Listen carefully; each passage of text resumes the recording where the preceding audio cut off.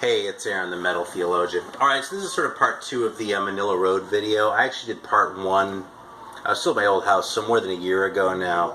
And at the time, I only had the early records. I've since then actually picked up the rest of the catalog. So if you want a more in-depth discussion of the old video, of the earlier records, I'm kind of going to go through them relatively quickly this time. So, check out the old one. I stand by pretty much everything I said in that video. I'm going to show off the later records and everything else I've picked up since then, which includes some old shit. And I'm also going to drink a Moxie, which actually harkens back to the old one too, but this is a fucking fantastic soda. Personal favorite of mine. Those of you who are into it, most of you are probably in Maine if you do, you get it. A lot of people hate this stuff, but you're missing out because this is the distinctively different original elixir. You know that because it says it right on the bottle, right fucking there. So there you go. So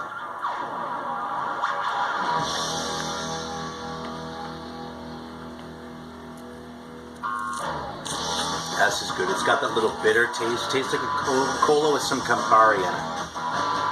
That's what it reminds me of. And man, this stuff's kind of hard to find. They started carrying it in my local groceria, so I'm fucking stoked about that.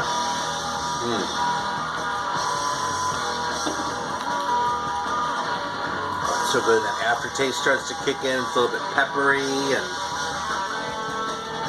hint of bitterness. Oh, it's fucking good. Alright, so let's get into the records. Because we've got this many to go through, but you probably can't see. But it's about like that. So I actually, when I did the first video, I only had this, which is, it's in the shot, right? Okay, this is the first one. This is Invasion, originally from '79. Now this is a second pressing of it. I'm actually happy to see that I came across this thing in the meantime. So this is actually a first pressing with the original blue border. The back cover is different. It's kind of funny because that back cover looks so much more 70s than the other stuff. It kind of betrays their age a little bit, but you know something, the age is one of the things that's awesome. And like that kind of hard rockiness, that's kind of part of the sound. I mean, just, you know, by way of background is one of the things I really dig about Manilla Road is how there have been different sort of phases over the years, and they've tried out different things as a band. But you can still hear that distinctive sound, and that's going to be a recurring theme throughout here. So this early shit, I mean, this is from the same time. We'll get to this record, but this is a lot like what the first record sounds like.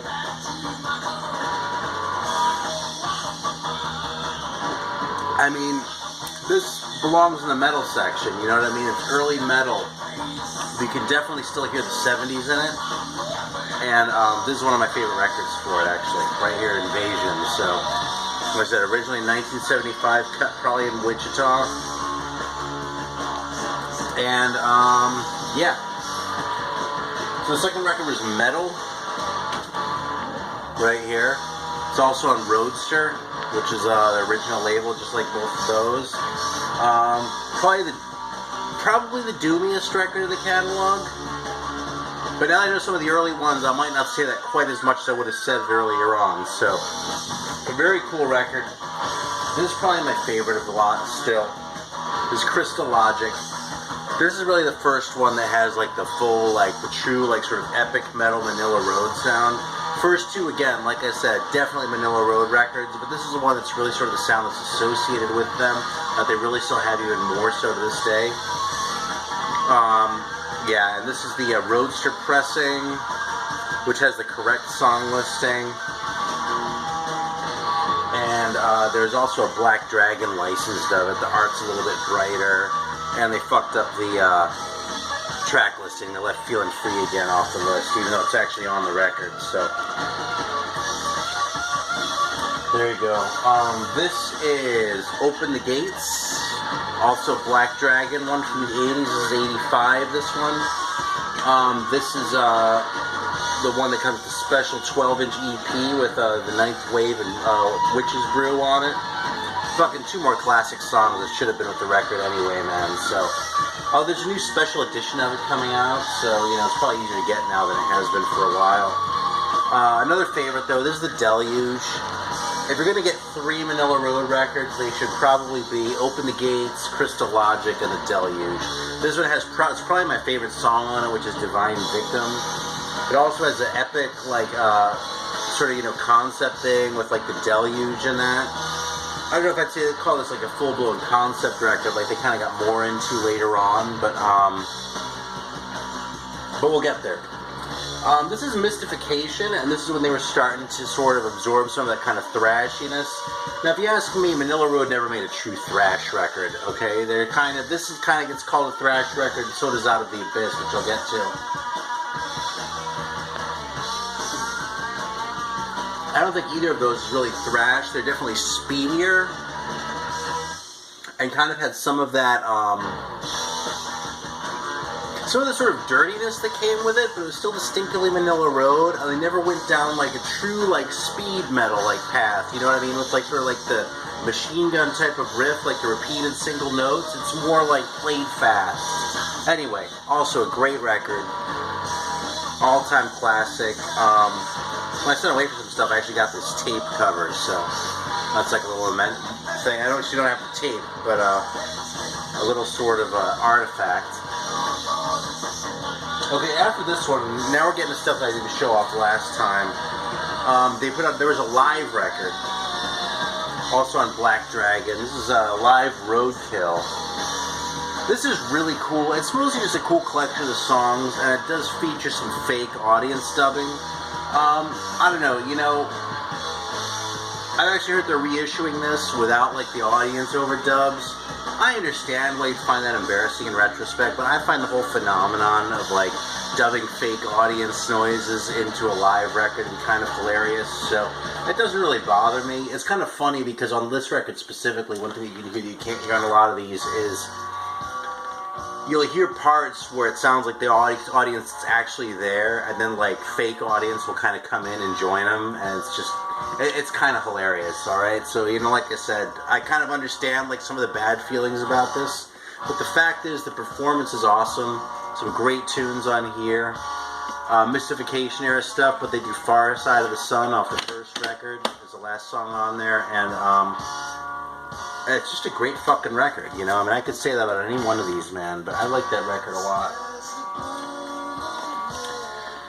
Alright, so this is Out of the Abyss. This is probably the thrashiest record they ever did, okay? This is a Leviathan pressing, which was the U.S. pressing. I believe there was a version of this that came out overseas, too. I don't know if it was still Black Dragon or not, but, regardless. Again, this is a fast record. The song construction tends to be kind of thrashy on this, I would say, but not so much the actual riffs themselves. And this really comes off like a fast Manilla Road record, like, like you're sort of playing in that arena, sort of trying it out, giving it over the shot. But you would not confuse this for an Exodus record, It's really its own thing, and not just because of sort of the epic themes and, like, that kind of shit going on. So, very cool record. This one, actually, I'm pretty sure that was Black Dragon, because this one's Black Dragon. This is actually the last, well, not quite the last one I got.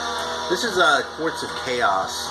It's funny because this one comes off as kind of an experimental record. One thing that's weird about this one is, for some reason that doesn't really quite make sense to me, the drums on this are sampled. Like, the guy could play it, so it's not like they used a drum machine or something, but instead of actually performing it, like, somehow, like, they sampled the drum sounds and did them that way on the record, so it has a really sort of weird kind of synthesized sound, and it kind of gives this record, like, a weird, like, experimental feel to my ears.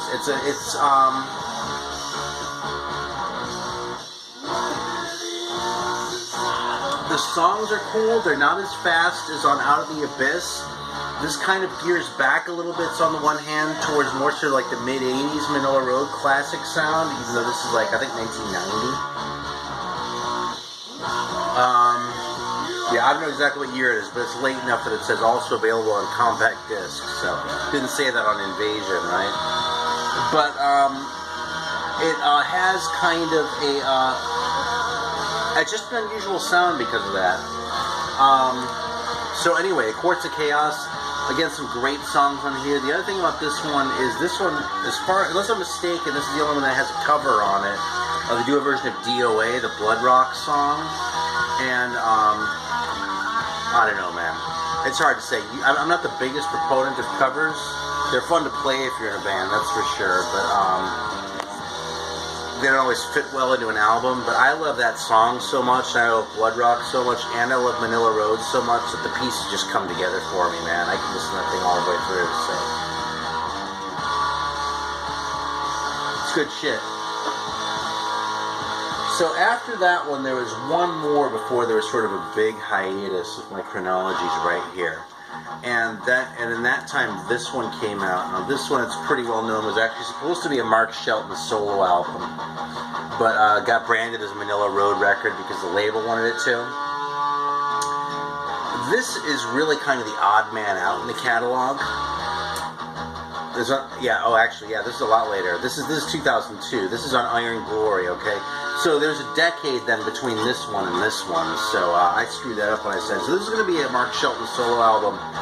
By this time, I don't know exactly when it happened or what the story was, but Mark, like, fucked his voice up real bad somehow. You can read about it online if you want to. Basically, he, like, completely roached his voice, like, not just, like, he got really tired, but, like, he actually damaged his vocal cords, which is why on the later records he hired another singer, which is honestly is part of why I shied away from the later records initially, although I'll tell you, I've come around on him.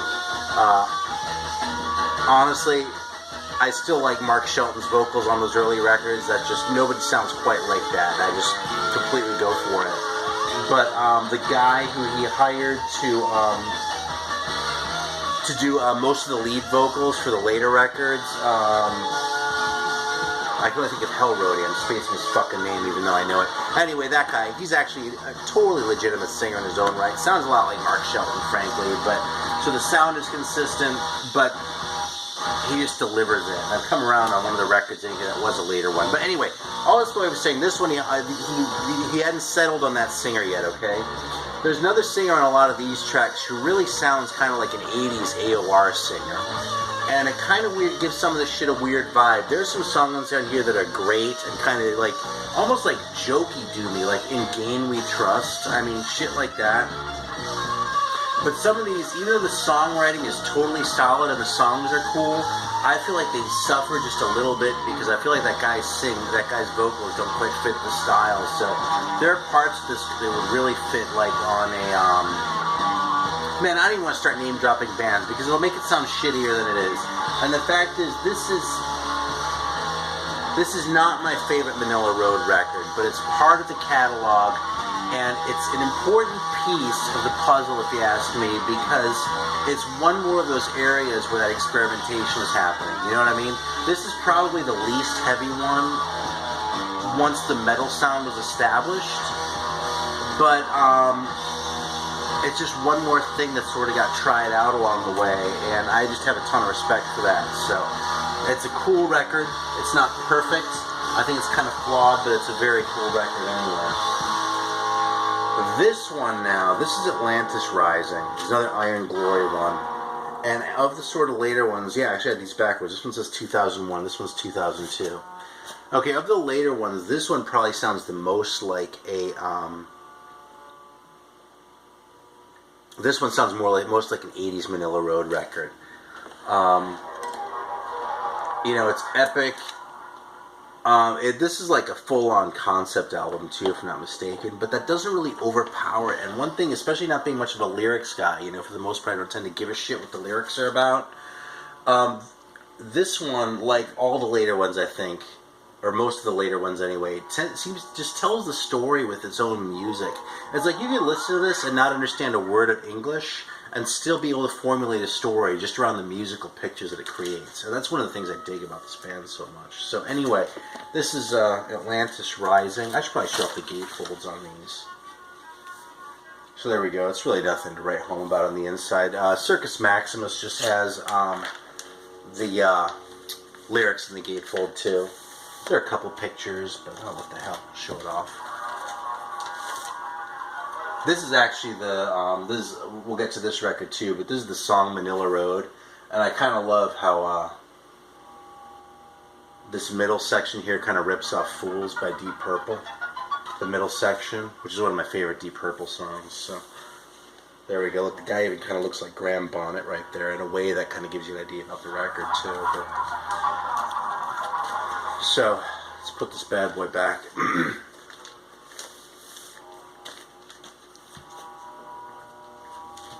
Alright, so this is Spiral Castle. And first of all, look how fucking awesome that cover is. The guy's fucking killing the orcs, man. It doesn't get any better than that. Jesus Christ. So, yeah, this was actually on Black Widow Records out of Italy. It still says licensed by Iron Glory. I think it originally only came out on CD. Because I remember seeing this in shops in like the mid-2000s. Yeah, it says 2002. I remember seeing this on record in the shops like 2006-ish, somewhere in there, so...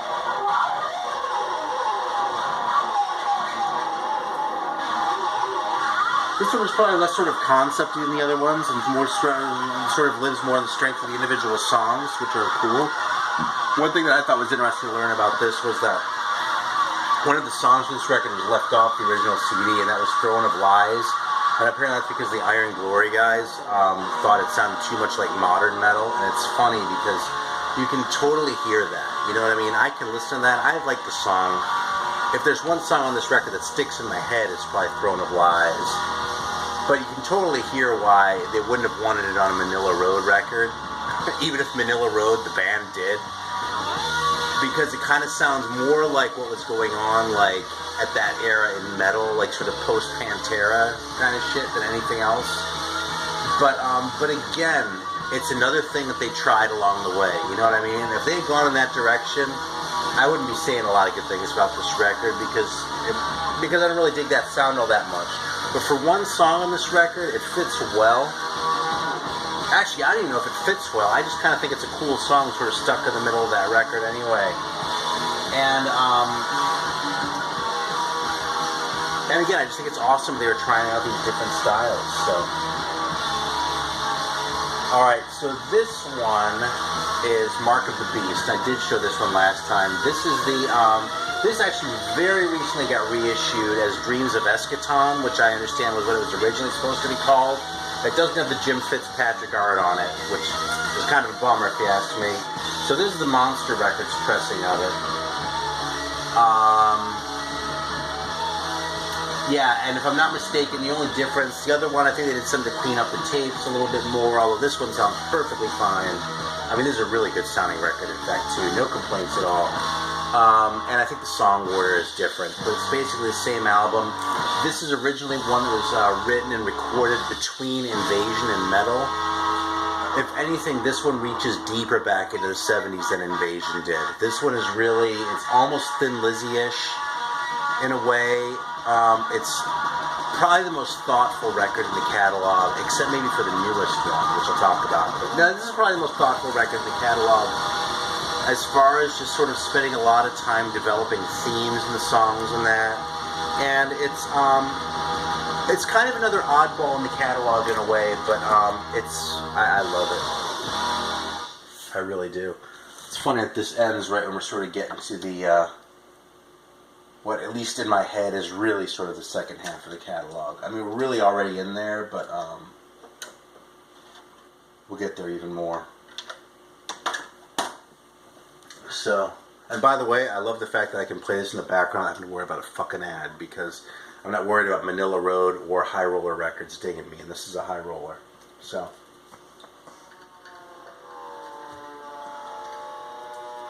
and speaking of High Roller, I did make a point of getting original pressing, so I'm that big a fan. I wanted all original Manilla Road stuff. I've said this before, it's probably my favorite metal band. I mean, the more time goes on, the more time I spend listening to them. I have about 1,000 metal records. I probably listened to another 1,000, probably 2,000 more. I think if I had to pick one band that's just been consistently great over a long period of time and held my attention, it's probably Manilla Road. So anything I say, anything that sounds vaguely disparaging, if I pull one of these out and say this record sucks, it's probably a 7 out of 10. Okay, and it would be a lot, and like a shitty Manilla Road record, it's probably better than most bands' best records. So,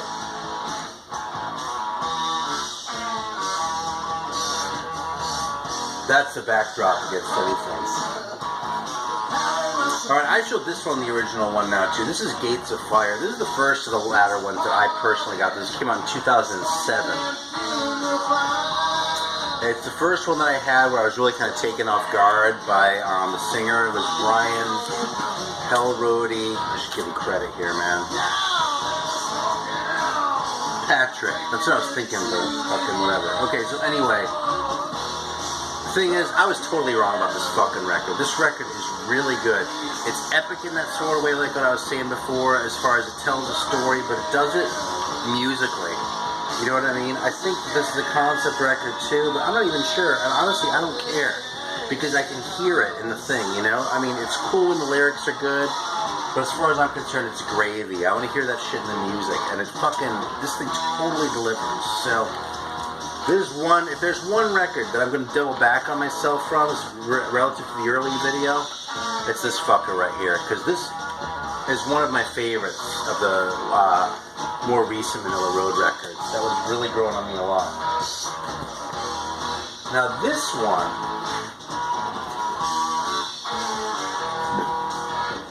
this record, Voyager, another concept record about, you know, Vikings and shit like that, which is awesome because that's what metal should be about, right? That's one thing Manilla Road never lost sight of, is like what thematic material is appropriate for it, right? This record has kind of a doomy vibe to it. It isn't written like Doom, but the delivery is kind of written. And one of the things that's interesting, and I hear more on this one than on really any of the other ones. Oh, actually, probably because it's Mark Shelton singing on everything. Is he doesn't sing like in this higher range like he used to anymore because he fucked up his voice. But like the lower registers he's using now will give it a little bit of darkness. And, you know, a little bit of just a different kind of vibe. And a lot of this record is actually acoustic or semi-acoustic. But it comes off, if there's one thing I was thinking to compare this to the last time I was listening to it, it was Lou Reed. But that's a really misleading comparison because it's not about heroin and it's not about New York.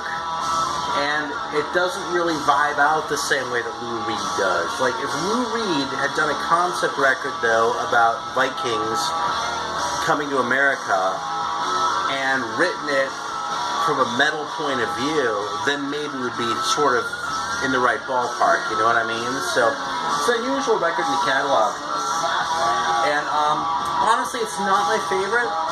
But it's one that I find myself coming back to a lot, and I might come back in another year and a half and make another video and be like, oh, holy fuck, Voyager is the greatest record in their whole catalog, so.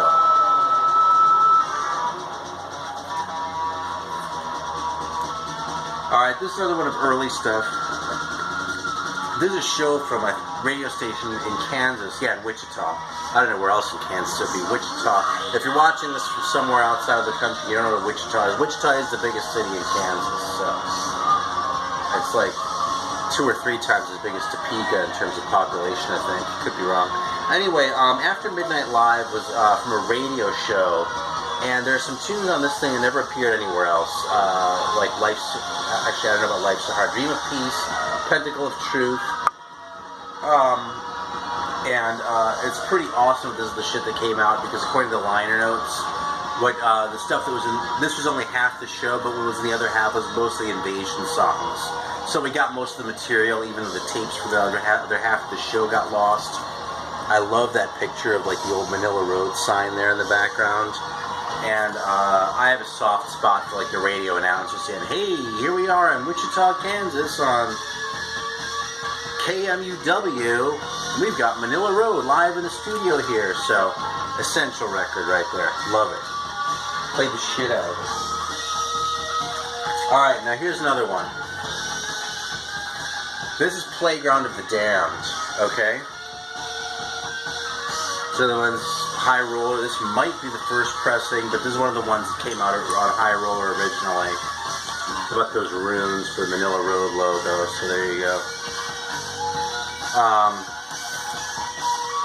A lot of people don't like this record. I've heard people say that this was like, oh, I don't know, just they didn't like it. They didn't think the songs were good.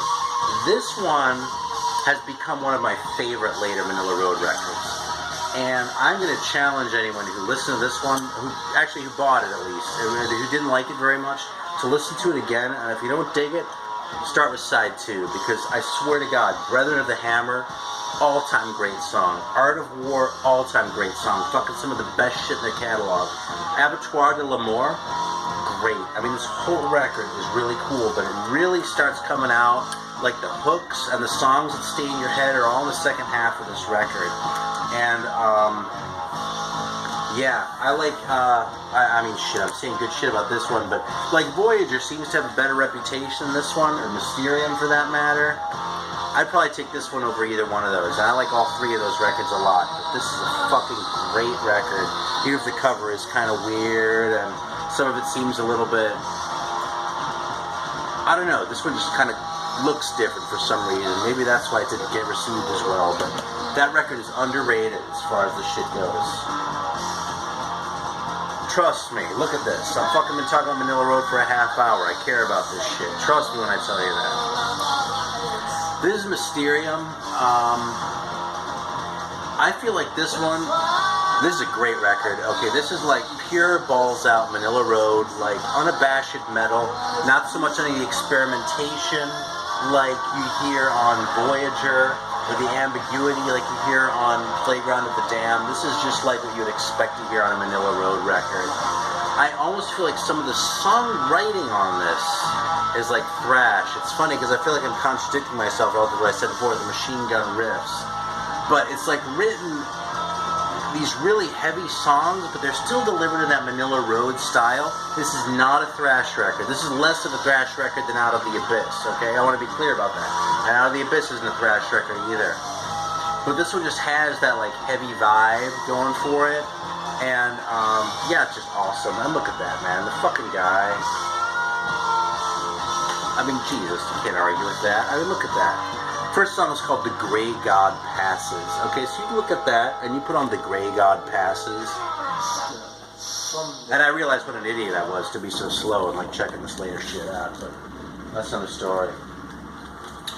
Alright, so this is the last, like, real full-length. This one came out last year. It's actually a 2-record set. It's The Blessed Curse, and then After the Muse, which I believe was, like, some other songs. It's actually all explained in here, and I didn't read it recently, but it's some sort of odds and ends songs, some of which were, like, ready for, you know, to be delivered, just sort of got left off, some of which were, like, you know, remakes of old ideas that have been done around, a lot of which is acoustic.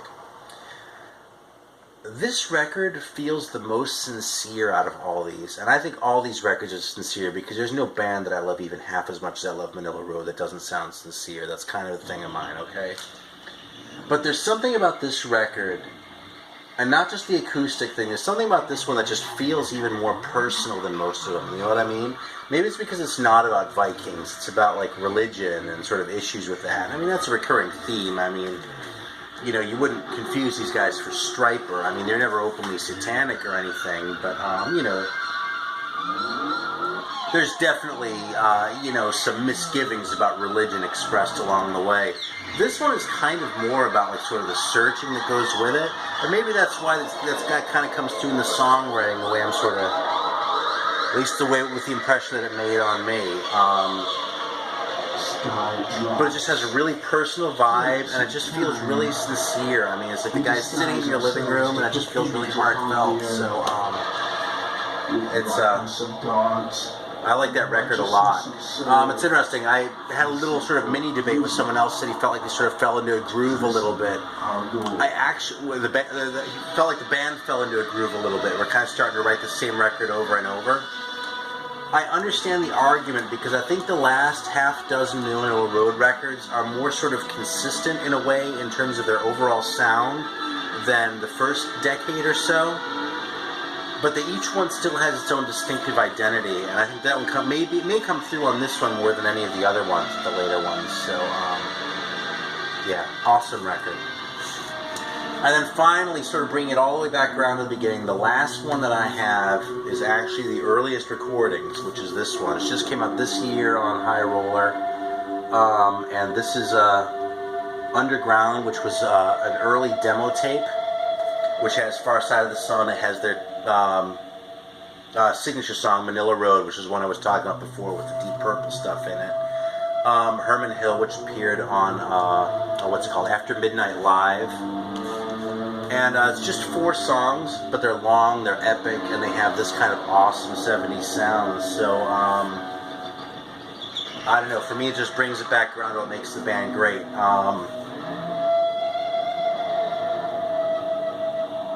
Yeah, I mean, I don't even know what to follow that up with as far as a statement, you know. I'm grateful that more 70s recordings have been unearthed.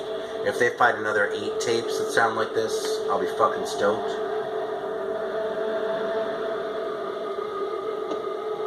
But if they don't, it's still just a remarkable catalog. One of my all-time favorite bands of any genre. Probably my favorite metal band, and there aren't a lot of records that I have, or bands I have this many records by. So anyway, Manilla Road. If you don't know them, check them out. You should. I didn't do as many needle drops this time because I wanted to get through everything. But the fact is, you can get an idea from a needle drop, but to really appreciate this band, you need to sit down and listen to a record. It's one of the best metal bands for putting it on, lying down on the couch and closing your eyes and just taking it in. I got into jazz through that same way, and in a way, well, the reason I needed that for jazz is because that was how I was able to sort of open myself up to the complexity of what was going on in there. And you hear that in Manilla Road. Alright, so I had a little mishap there, but just wrapping it up, just wanted to say that this is one of the most remarkable bands there is. It's a band that you need to sit down and listen to and really absorb and give it some time, but it just pays dividends just several times over. The amount of effort that you put into getting into this band will like reward you like tenfold. No shit. So there we go. That's the Manilla Road catalog. Thanks for watching. I'm glad to be able to show off the later records. It took me a while to find all of them. The high roller ones are easy, some of the others not so much, but worth every bit of the effort. There we go. Till next time. Thanks.